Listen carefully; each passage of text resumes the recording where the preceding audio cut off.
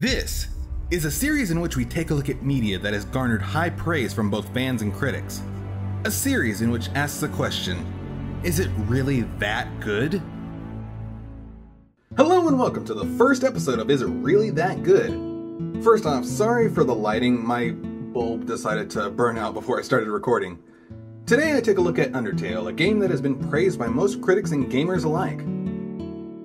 The reason I've kind of held off on playing it is mostly due in part to the fandom. For lack of a better term, they tend to be a little over-enthusiastic, I would say.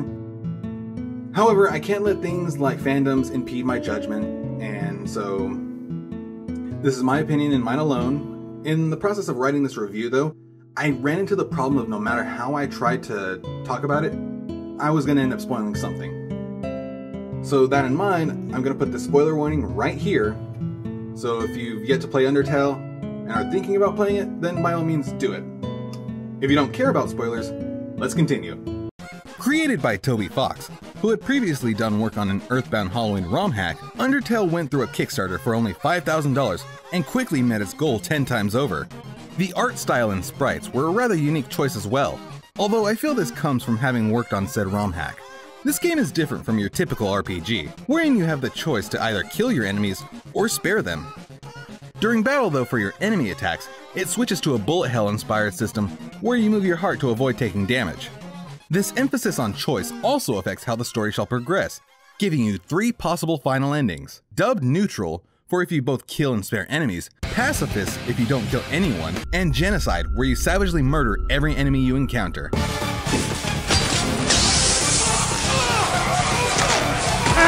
The story begins with a tale about a war that broke out between humans and monsters, wherein the humans sealed the monsters underground. Sometime later, a child falls down a hole, and the game begins as you, the player, encounter Flowey the Flower, who tells you how the world works as you traverse through the deep underground in order to make your way back home.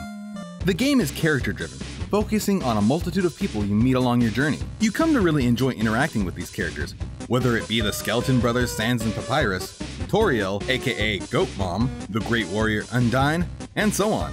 Except Alphys. Fuck her. Yeah, you hear me talking about you, fucking twat. Piece of shit asshole. Best part of your dad ran down the crack of your mother's ass. Lying ass bitch. The game itself isn't too hard. The endings are met pretty easily, except the genocide route, which Jesus Christ is it hard. The neutral and pacifist runs were honestly the most fun I had with the game. You get the most out of both these runs, especially the pacifist. You actually take the time to talk to these characters, to hear what they have to say, or how they're going to interact with you.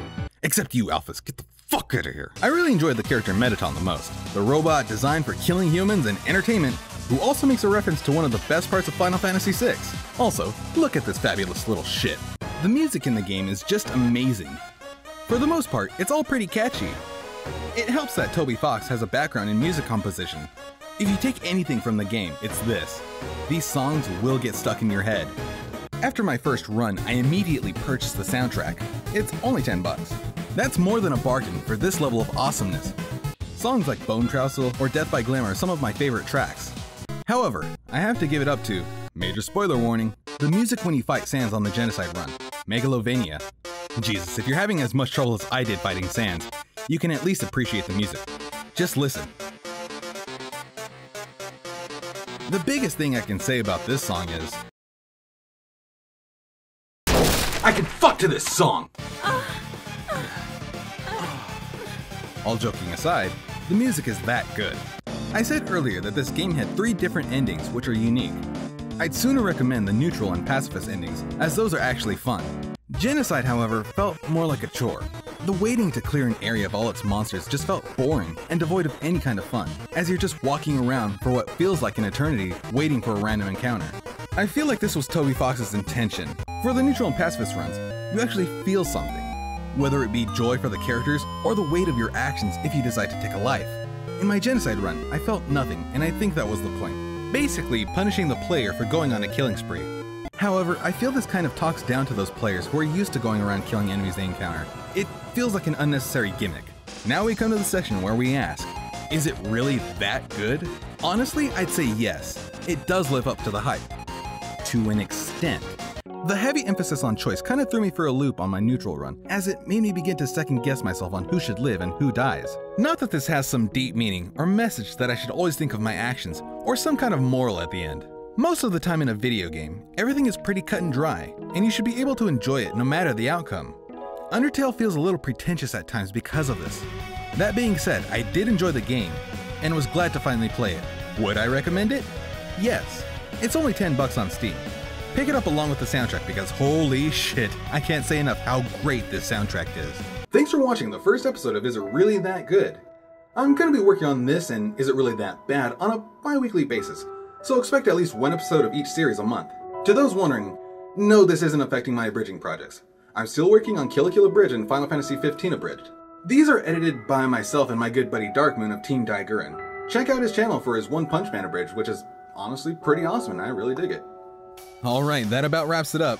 If you enjoyed the video, feel free to hit the like button. Don't forget to subscribe, follow me on Twitter, and like my Facebook page.